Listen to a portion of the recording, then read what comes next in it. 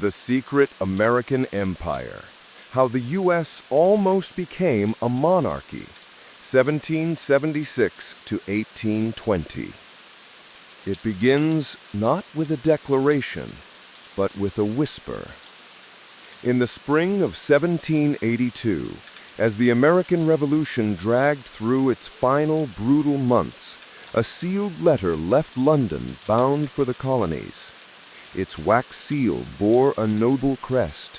Its ink flowed with caution, and its message was unlike any other sent across the Atlantic.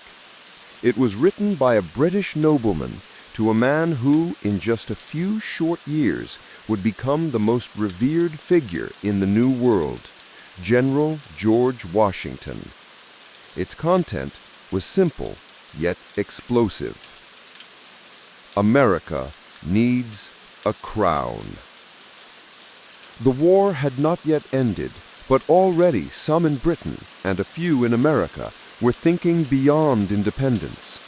They imagined a young empire, free of the mistakes of Europe, yet governed by a single powerful figure who could unite the 13 fractious states. They imagined Washington not as a president, but as a king. And the truth, almost forgotten in modern history, is that they came dangerously close to succeeding. The war officially ended in 1783. The Treaty of Paris recognized the United States as a sovereign nation. The bells of Philadelphia rang with triumph, the streets filled with the smell of gunpowder and ale, and the exhausted, barefoot soldiers of the Continental Army finally dreamed of going home. But what they found when they returned was not the country they had imagined. The United States of America, that proud newborn nation, was broke. Its treasury was empty, its credit worthless, and its government, under the Articles of Confederation, could not even tax its citizens. Each state behaved like a small, jealous country. New York levied tariffs against Connecticut. Virginia printed its own currency. Rhode Island ignored federal laws entirely. Farmers starved. Soldiers went unpaid. The Revolution, in all its glory, had produced freedom, but not stability.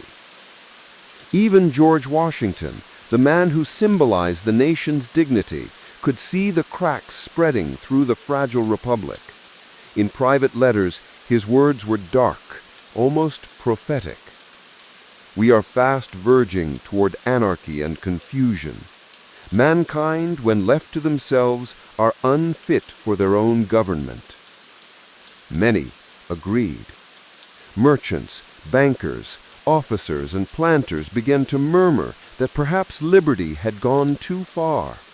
Perhaps the people, emotional, ignorant, swayed by demagogues, could not truly govern themselves. Perhaps what America needed was not endless debate, but strong leadership, order, permanence, a crown. In taverns and drawing rooms, in the smoky halls of Philadelphia, and the candle-lit parlors of Boston, the unthinkable idea began to take shape. Not a return to the tyranny of George III, but a new kind of monarchy, an American monarchy, a constitutional empire built not on divine right, but on reason and merit, a king of the Republic. It began, as all dangerous ideas do, with a crisis. By the winter of 1783, the Continental Army was encamped in Newburgh, New York, cold, hungry, and betrayed. Congress, drowning in debt, had failed to pay the soldiers their promised wages. Officers pawned their swords just to buy food. The men who had fought for liberty now cursed the very government they'd created. Out of this desperation came a plan. If Congress would not pay them, they would take payment by force.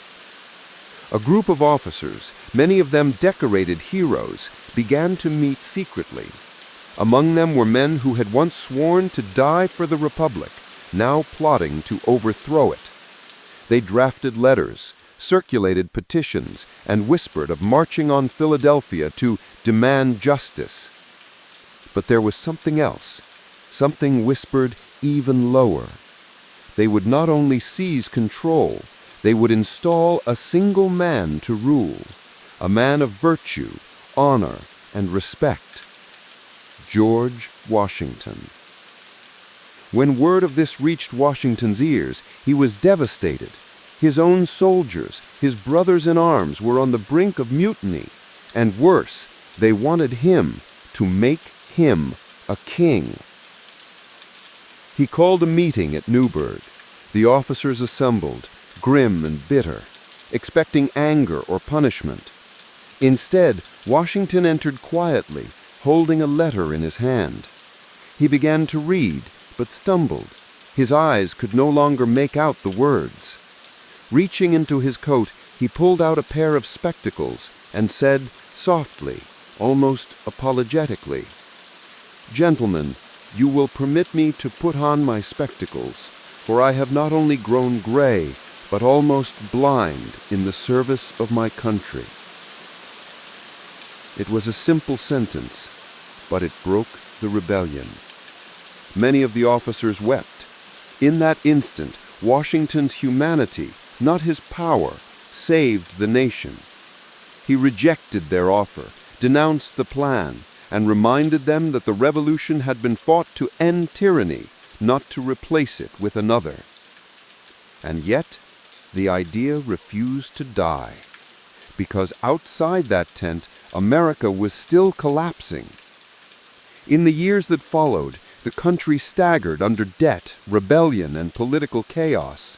Shays' Rebellion in Massachusetts, led by unpaid veterans, nearly toppled the state government. Western territories threatened secession. European powers watched eagerly, ready to reclaim their lost colonies the moment America failed. To the wealthy and powerful, democracy looked less like freedom and more like madness. And at the center of that debate stood one man with an imperial dream. Hamilton was a genius, brash, brilliant, and impatient. He believed that the people were incapable of governing themselves. In his mind, the revolution had proven one thing: liberty without structure was anarchy. To save the republic, it must be shaped, disciplined under strong authority. At the Constitutional Convention of 1787, while others debated checks and balances, Hamilton proposed something radical. He suggested that the executive, the president, should serve for life. His model was not a republic, but a monarchy without the title, a king in all but name. The other delegates were horrified. They dismissed his idea as aristocratic nonsense. But Hamilton knew what he was doing. He was planting a seed, the idea that America's survival required not more democracy, but less. And many secretly agreed with him. Men like Gouverneur Morris, who wrote the preamble to the Constitution, privately called democracy the most detestable form of government. Washington himself, though outward devoted to the Constitution, privately confessed that he feared the people's illiberality and jealousy. Even as the new government took shape in 1789, whispers persisted. What if the experiment failed? What if the people, tired of disorder, called for a crown? Across the Atlantic, monarchs and ministers speculated openly. The London Morning Chronicle published a rumor in 1786 that a faction in America was preparing to invite a European prince to take the throne, specifically Prince Henry of Prussia, brother to Frederick the Great. It sounded absurd, but letters survived in European archives confirming that American diplomats had floated the idea of a constitutional monarchy suited to American manners. The Founding Fathers dismissed it publicly, but privately, they knew how fragile their new nation really was. The crisis deepened under Washington's presidency. Factions emerged: Hamilton's Federalists, who favored a strong central government and a powerful executive, versus Jefferson's Republicans, who wanted a nation of farmers and liberty. The divide was so bitter that by 1791, both sides accused each other of plotting tyranny. That same year, in a quiet dining room in Philadelphia, several men met over candlelight to discuss what they saw as the inevitable collapse of the Republic. Hamilton was there. So was Gouverneur Morris. So was a British envoy, Sir George Hammond. Wine flowed, and the conversation turned dark. The Americans, Hammond later reported to London, spoke openly of monarchy. They believed the United States would ripen into it naturally, that some future Washington would accept a crown. One of them said bluntly, "The government must either perish or be recast. The people will not long bear the evils of liberty." It was half a jest, half a prophecy. The 1790s tore the country apart. The Whiskey Rebellion, party violence, and constant rumors of coup attempts tested the young republic's limits. Washington, exhausted, stepped down after 2 terms, but when he left, foreign newspapers once again speculated that he might return as king. Even Thomas Paine, the fiery author of Common Sense, wrote angrily that there are men among us who would gladly see George crowned. When Washington died in 1999, Britain's Times newspaper declared, had he lived a little longer, perhaps he would not have refused the throne. But the dream of monarchy didn't die with him. It found new life in another man, Aaron Burr. Brilliant, ruthless, and charming, Burr saw in America's chaos an opportunity. By 1805, as vice president, he had grown disillusioned with the government. He began corresponding with Western leaders, Spanish officials, and disaffected military men about creating a new empire in the West. His plan, part conspiracy, part delusion, was to raise an army, seize the Louisiana Territory, and establish himself as ruler of a new nation, a monarchy by another name. When the plot was uncovered, Burr was tried for treason, but the evidence was thin, and Chief Justice Marshall acquitted him. Still, the shock was immense. The United States, barely 30 years old, had nearly given birth to a second empire on its own soil. As the years passed, the Republic continued to flirt with monarchy's shadow. During the War of 1812, when the British burned Washington, D.C., many believed the nation would collapse entirely. In New England, Federalists secretly gathered at the Hartford Convention, discussing secession and even floating the idea of seeking British protection under a constitutional monarch. And when peace finally came, Americans began to speak in new imperial terms. They called their nation the Empire of Liberty. They spoke of destiny, expansion, and dominion. They adopted the language of kings without the crown. By 1820, the Republic had survived, but only barely. The idea of monarchy was buried, not erased. It had simply evolved, disguised beneath the rhetoric of democracy. George Washington's refusal at Newburgh had saved the United States from a crown of gold. But in the centuries that followed, America would forge a different kind of crown, one made of influence, wealth, and power. An empire that called itself a republic. A nation that would one day rule the world, not as a monarchy of men, but as a monarchy of ideals. The secret American empire was never crowned in marble halls or golden thrones. It was crowned in hearts, in ambitions, in the quiet hunger for power that beats at the center of every free nation. And if you listen closely, you can still hear its whisper, the same one that began in that crimson-sealed letter in 1782. America needs a crown. When the smoke of the War of 1812 cleared and the treaties were signed, the United States looked like a survivor. But survival is not victory, and peace is not unity. Beneath the calm surface of the new republic, something else was forming, an imperial consciousness. For the first time, Americans began to speak not of freedom, but of greatness. They dreamed of expansion, of destiny, of control. The old whispers of monarchy had not died. They had transformed into something far more subtle, far more enduring, a belief in American empire without a crown. The year was 1820. Washington was long dead. Jefferson and Adams, the last living founders, were old men, writing letters filled with melancholy. Jefferson worried aloud that the spirit of monarchy is among us, that the banking class and the military might one day build a throne for money and power. He was not wrong.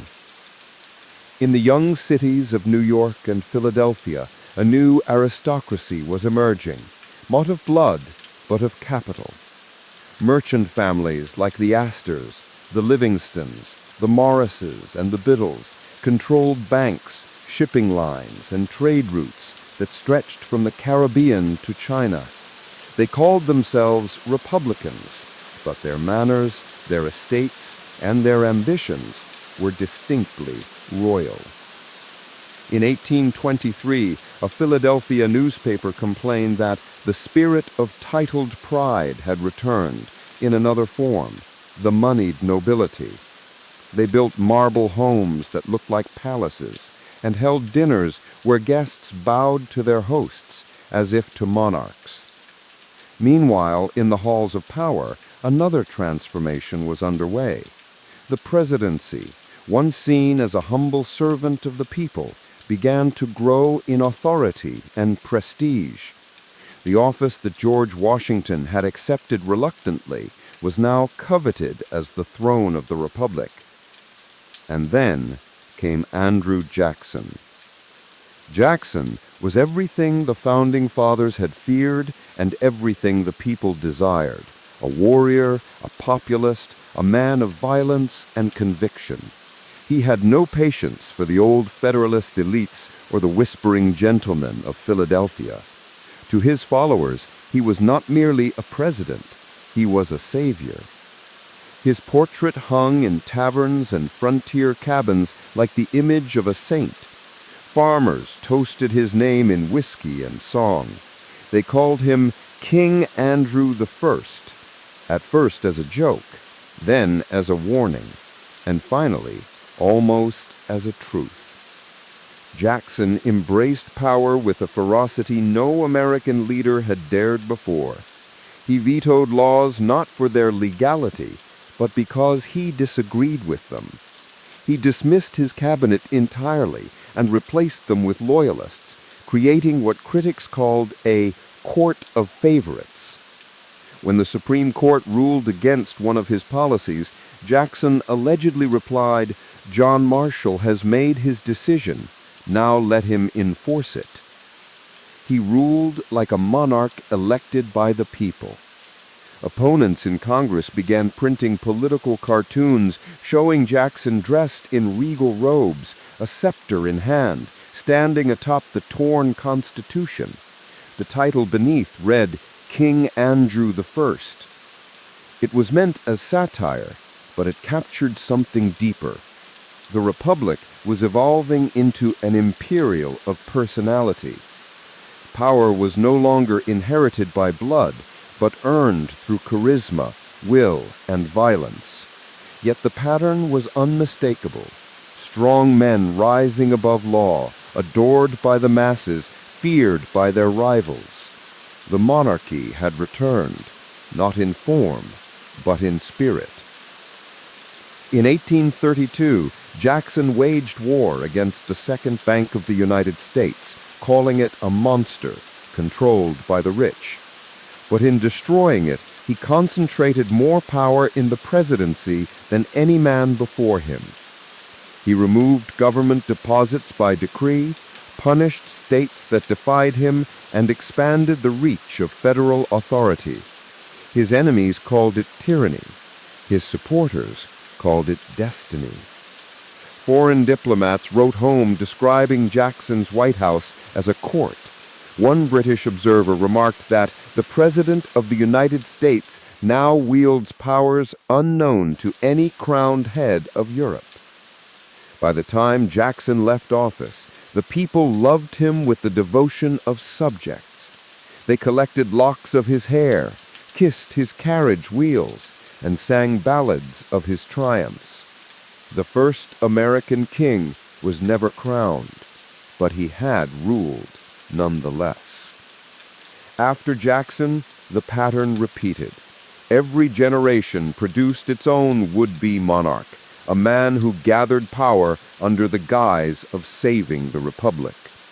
James K. Polk expanded the nation by force, declaring war on Mexico and seizing vast territories in the name of manifest destiny. His critics accused him of imperial ambition, of transforming a republic of liberty into a conquering empire. He replied simply that he was fulfilling America's divine mission to rule from ocean to ocean. Then came Abraham Lincoln. Lincoln, though revered today, was accused by his enemies of being a dictator. During the Civil War, he suspended habeas corpus, jailed political opponents, and ruled by executive order. The Confederacy's propaganda called him King Abraham the Tyrant. Even some northern newspapers compared him to Caesar. But like Washington before him, Lincoln rejected the crown and paid for it with his life. His assassination in 1865 was seen by many as a symbolic act, the eternal struggle between liberty and power, between the people and the throne. Yet the irony was that after Lincoln's death, the presidency became stronger than ever. The office now carried the full weight of the Union, the Army, and the moral authority of a nation reborn. The balance had shifted forever. By the late 19th century, America had begun to call itself an empire openly.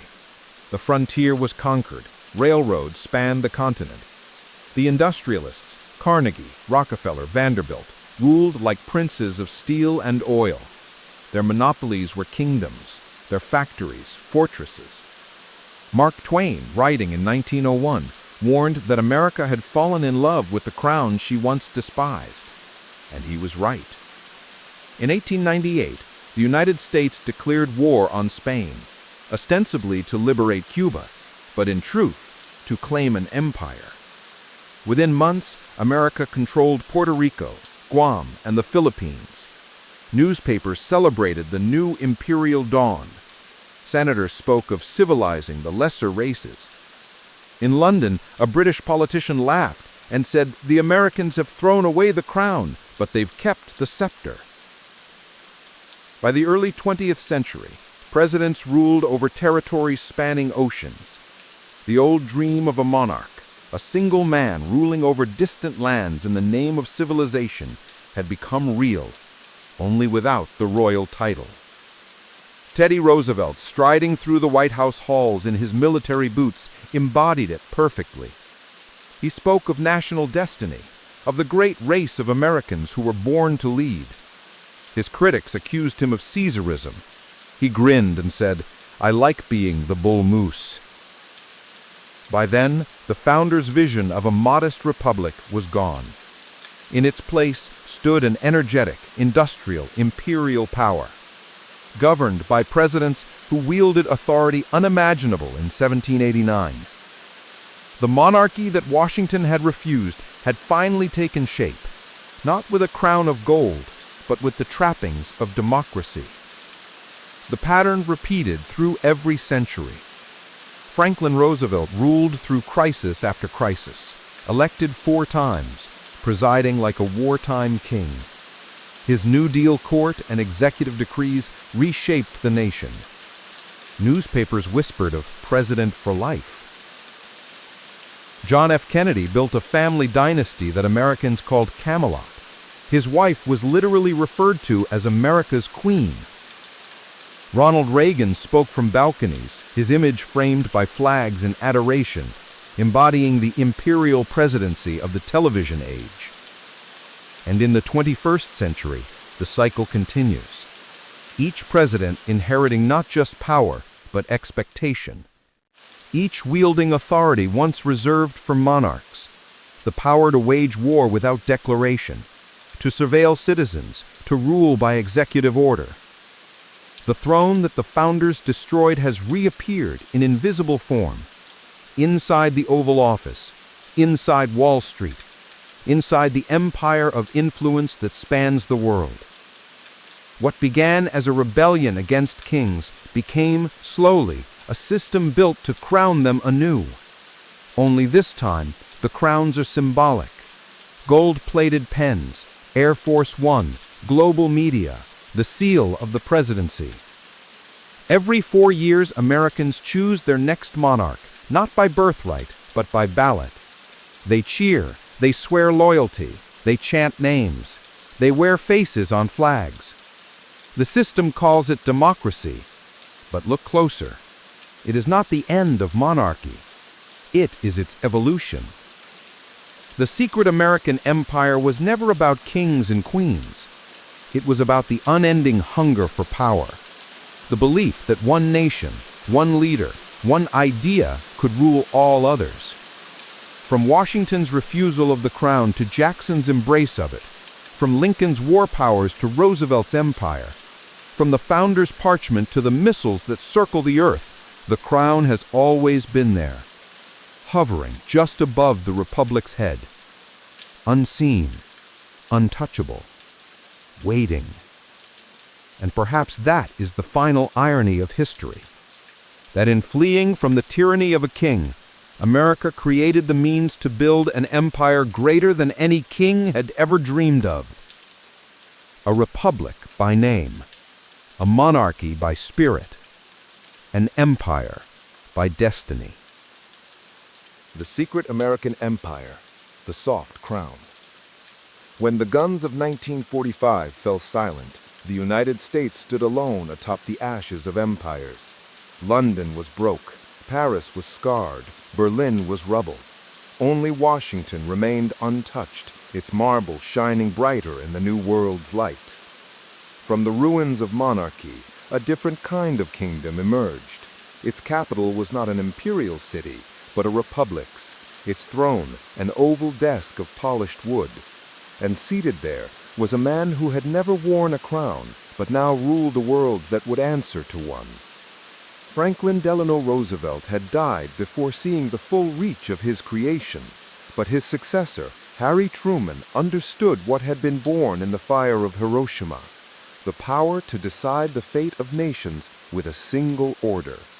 The bomb was not just a weapon, it was a scepter. For the first time in history, a republic possessed the absolute might once reserved for gods and kings.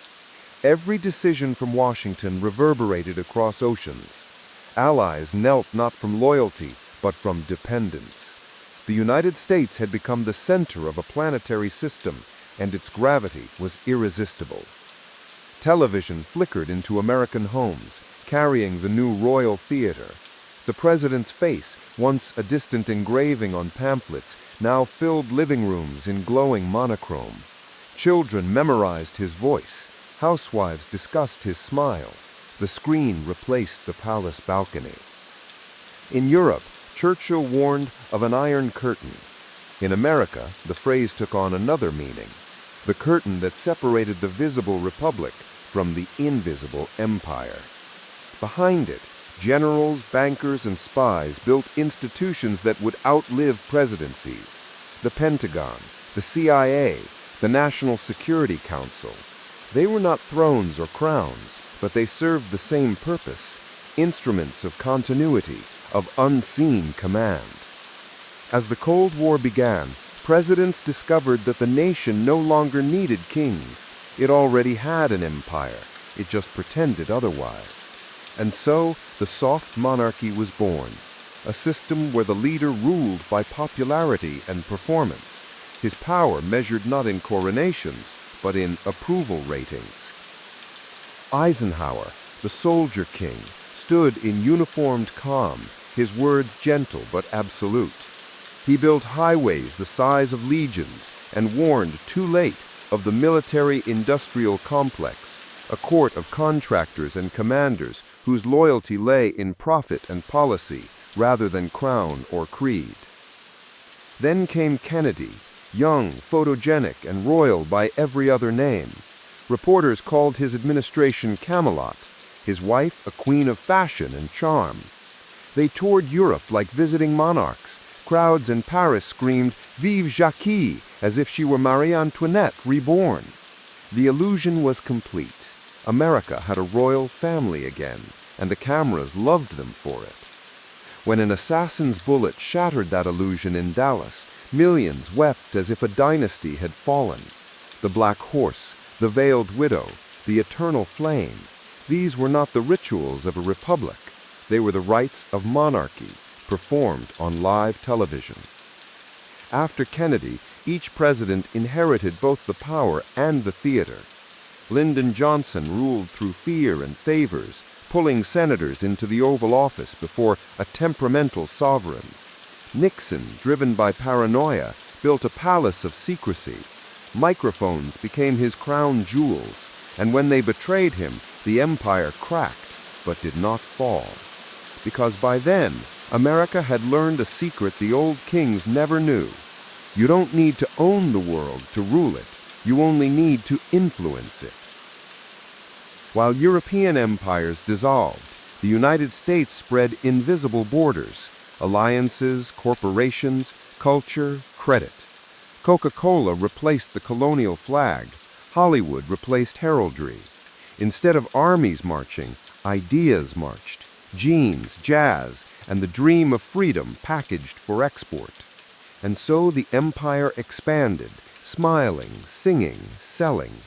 Its soldiers were ambassadors, its symbols golden arches and silver screens.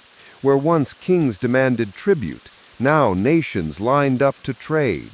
The dollar became the new royal standard, green paper crowned with presidents' faces, flowing through every capital like a river of soft power.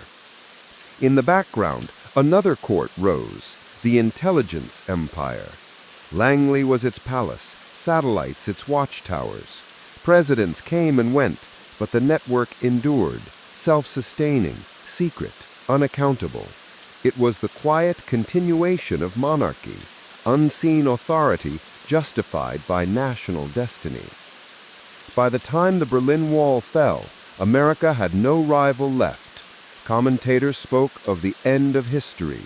But history never ends, it only changes costumes. The single superpower now presided over the world much like a universal monarch presides over provinces, defending, judging, intervening. Humanitarian wars, economic sanctions, cultural diplomacy, all the tools of empire, repainted in the colors of virtue. At home, the throne of television became digital. Cameras multiplied. Every president was both ruler and actor. Every campaign was a coronation ceremony staged on glowing screens. The republic's rituals, the oath, the address, the debate, turned into pageantry, precise as a royal procession. And yet, through it all, Americans continued to believe they were free from monarchy. That belief was itself the empire's greatest achievement. When the Berlin Wall fell in 1989, the world erupted in celebration, as if a century-long cage had been lifted. Flags waved, voices shouted, and for a moment it seemed history had finally turned a page. Yet behind the cheers, a quieter truth emerged. The United States now stood alone, a monarch over a kingdom without borders, an empire with no crown but immeasurable influence. The Cold War had ended, but the game of power had not. It had merely changed its costume. Instead of missiles and armies facing each other across continents, the empire now wielded finance, technology, culture, and information as invisible scepters. Wall Street became the palace, Silicon Valley its court. Corporations transformed into royal houses, Microsoft, Apple, Google, commanding territories measured not in miles, but in data and minds. Television, once the throne of Kennedy and Reagan, now multiplied into hundreds of channels. The spectacle of leadership became constant, omnipresent, unavoidable. News anchors assumed the role of heralds, cameras the watchful sentries. Every broadcast was a procession, every interview a coronation of the presidency in the public imagination. And the people, enthralled, believed they were participants in a democracy, unaware that they were subjects in a performance more than a government. In 1991, when Baghdad burned during Operation Desert Storm, millions of Americans watched the war from their living rooms on screens that displayed precision, power, and control. The commander-in-chief, a man whose name would become synonymous with the new soft monarchy, stood on a stage of images and rhetoric.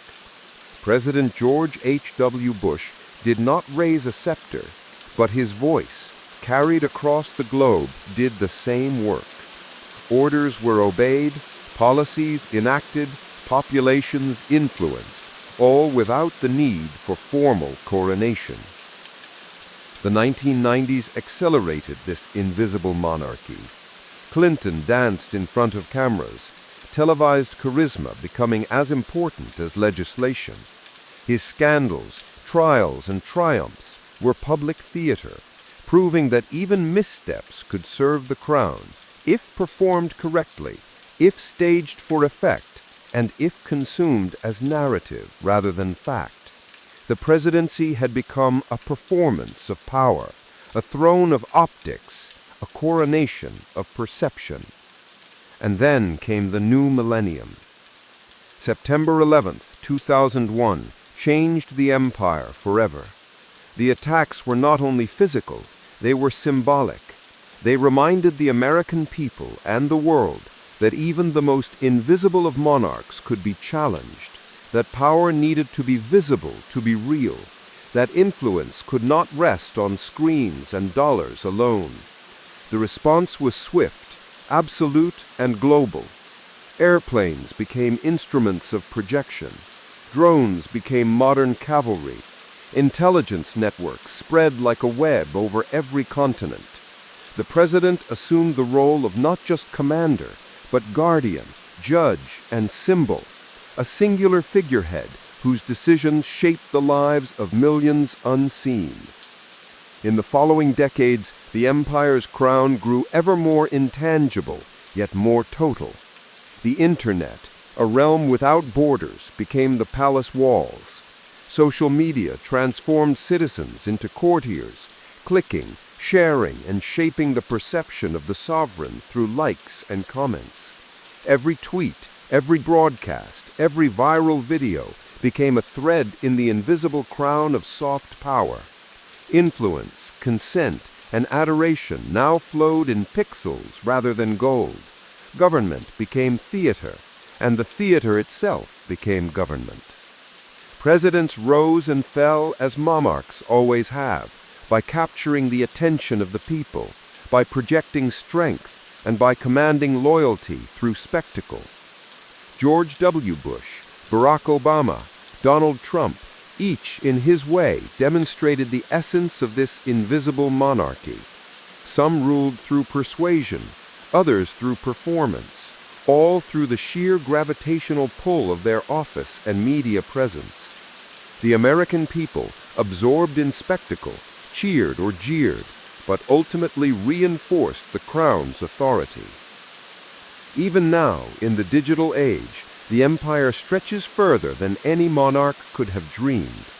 Algorithms replace heralds, networks replace armies, culture and capital, broadcast in real time, move faster than diplomats, faster than soldiers, faster than any law.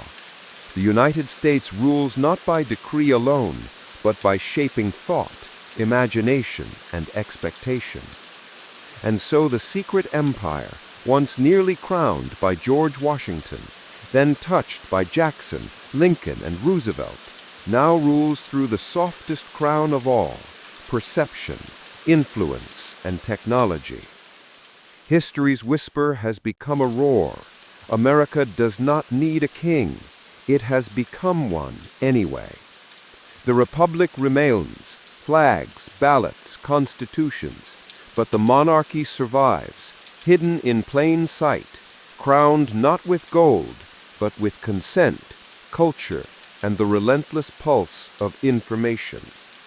The throne has no marble, no crown jewels, no coronation ceremony, yet it is real, eternal in its adaptability, unbroken through revolutions, wars, and crises. Power has evolved, but the empire endures, because every age finds new ways to crown itself, and the American people, unknowingly, continue to cheer. Even now the empire listens, watches, influences, a monarch without a crown, a republic that rules like a king, a secret American empire that began with a letter in 1782 and will never truly end. And so the story continues. The world entered the 21st century with a sense of both boundless possibility and quiet unease. Technology surged forward like a river breaking its banks. Satellites circled the globe as silently as constellations. The internet connected billions of minds in an invisible web, a network that knew desires before they were spoken, fears before they were felt.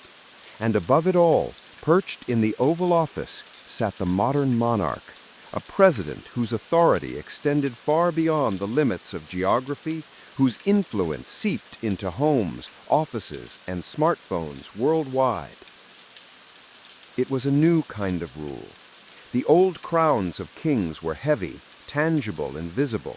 This crown was everywhere and nowhere. It rested in the algorithms that guided commerce, in the code that shaped social media, in the subtle suggestions of culture streaming across digital airwaves. The empire had no ceremonies, yet its ceremonies were ubiquitous. Televised speeches, press conferences, viral campaigns, viral crises.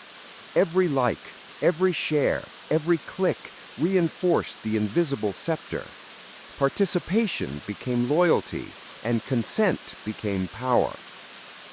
The events of September 11, 2001 had accelerated this transformation. The attack demonstrated both the vulnerability and the reach of the Republic. With a single strike, the illusion of invincibility shattered. The response, however, was swift and total.